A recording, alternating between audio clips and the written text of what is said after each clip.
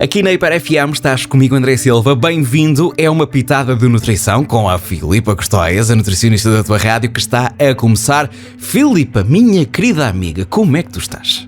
Olá André, está tudo bem contigo? Eu estou bem. Ora, diz que hoje é uma pitada de nutrição, vamos falar de drinks. Não vamos falar desse tipo de drinks, não comecem já a pensar em coisas. Vamos falar de bebidas, neste caso das bebidas vegetais, que são cada vez mais uma alternativa, por exemplo, ao leite. Ok, o que é que vamos ter aqui em conta em relação às bebidas vegetais? Olha, vamos realmente falar sobre isso e vamos perceber se efetivamente ela é ou não uma alternativa ao leite, e perceber quais é que são as principais diferenças e o que é que realmente devemos ter em conta quando escolhemos a nossa bebida vegetal. E começo já por fazer aqui um pequeno esclarecimento, que muitas pessoas também dizem leite vegetal, leite de amêndoa, leite de aveia, pronto. E é um termo que está errado. É bebida de aveia, é bebida vegetal e bebida de soja. Sim. Exatamente, porque no caso a definição de leite pela Comissão Europeia acaba por dizer respeito à secreção que vem das glândulas mamárias dos animais, e nós não vamos ordenhar nenhuma aveia, não vamos ordenhar uma plantação amêndoa. De soja. Exato. Pronto. Portanto, esclarecer que efetivamente o leite diz respeito a outra coisa e não propriamente às bebidas, e por isso é errado nós chamarmos leite vegetal. E efetivamente o termo certo é bebida vegetal, bebida de aveia, bebida de amêndoa, de soja, etc. Tu consegues-me dizer qual é a diferença? Porque muitas pessoas, como nós sabemos, até utilizam estas bebidas vegetais como substituto, não é? Exatamente, olha, então a bebida vegetal é basicamente água, e com uma percentagem do ingrediente de base que a vai originar, ou seja, no caso da amêndoa, da aveia, do arroz, hoje em dia nós já temos até, por exemplo, de avelã, de coco, portanto é basicamente água e uma percentagem desse ingrediente. E depois tem algumas adições, alguns ingredientes adicionados, e nós já vamos perceber. As principais diferenças estão realmente na sua composição e são muito diferentes. Começando, por exemplo, pela proteína, a bebida vegetal, por norma, não tem quase proteína nenhuma, a não ser a de soja. Sim. Que é a única que tem um valor mais próximo do leite. Nós, por exemplo, por 100 ml de leite conseguimos chegar a 3,5 gramas de proteína, e na bebida de soja nós chegamos a 3,2 mais ou menos, portanto é semelhante. Agora, todas as outras bebidas não têm proteína, portanto nesse sentido acaba por não ser um bom substituto se nós se fizermos uma substituição. Mas corrige-me se eu estiver errado. Não acredito que o leite seja uma procura, as pessoas não consomem leite à procura da proteína, ou consomem? Sim. Por exemplo, nas crianças é um excelente fornecedor de proteína, porque as crianças não têm necessidades tão aumentadas como os adultos, ou uma pessoa que faça desporto, pronto, e por isso acaba por ser uma boa fonte proteica, sim. E ainda por cima é uma proteína de alto valor biológico, portanto, não.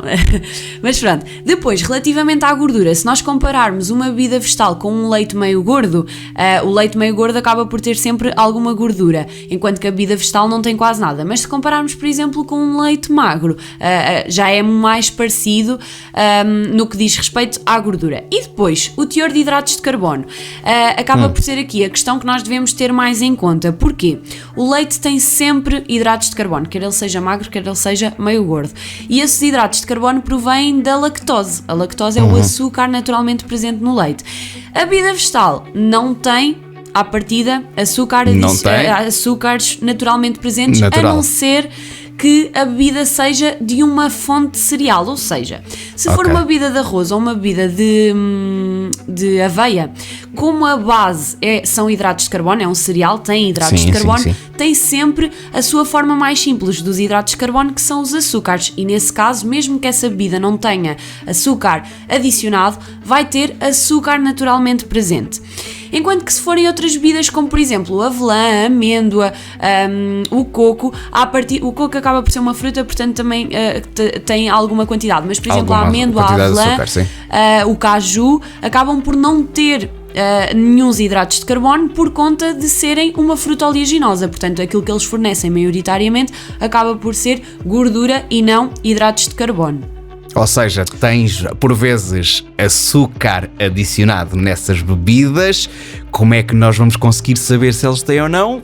Exatamente. Se podemos, por exemplo, confiar naquilo que está, por exemplo, escrito no rótulo, por exemplo. Olha, então isso é uma excelente questão e é realmente o cerne da questão quando nós queremos escolher uma bebida vegetal, que é perceber o que é que ela tem na sua lista de ingredientes. A questão do açúcar é muito importante porque há muitas bebidas que têm uma quantidade de açúcar bastante elevada. Então o que é importante percebermos? Para vermos se tem ou não açúcares adicionados, vamos à lista de ingredientes. Se lá estiver a palavrinha açúcar na lista de ingredientes, quer dizer que tem. Agora, se não tiver, à partida podemos confiar e efetivamente os rótulos acabam por nos ajudar nesse sentido. Agora, há uma coisa muito importante que é: não vão procurar os açúcares na tabela nutricional, ok? Não, vão à lista de ingredientes. Porquê? Na tabela nutricional onde diz hidratos de carbono dos quais açúcares, nós estamos a falar dos naturalmente presentes e dos adicionados. Portanto, por exemplo, se estivermos a falar da tal bebida de aveia ou de arroz, provavelmente ela vai ter na tabela nutricional alguma quantidade de açúcar, enquanto que pode não ter açúcar adicionado. Ok? Outra coisa muito importante que devem ter em atenção é que as bebidas vegetais não são iguais ao leite no que diz respeito, por exemplo, ao cálcio e ao fósforo. Então o que é que normalmente se faz? Adiciona-se, ou seja, enriquece a bebida vegetal. Isso é outra questão que devem ter em conta. Na lista de ingredientes também normalmente aparece lá sempre alguma palavrinha que nos remete a cálcio. Por exemplo, as formas mais fáceis são sais de cálcio ou fosfato tricálcico, que acaba por ser... Pronto, mas são estes nomes que normalmente nós encontramos na lista de ingredientes. Portanto, para percebermos se efetivamente tem açúcar ou é enriquecida, vamos à lista de ingredientes. E depois, para perceber as quantidades que tem, é que vamos à tabela nutricional. Ok. Portanto, realmente é uma alternativa. É uma alternativa, mas temos que ter em conta, aquilo que lá está. Claro, exatamente. Ok. A Filipa Custóias volta, claro, na próxima quarta-feira aqui à Hiper FM para uma pitada de nutrição. Filipa, beijinhos, até para a semana. Adeus, André, até para a semana.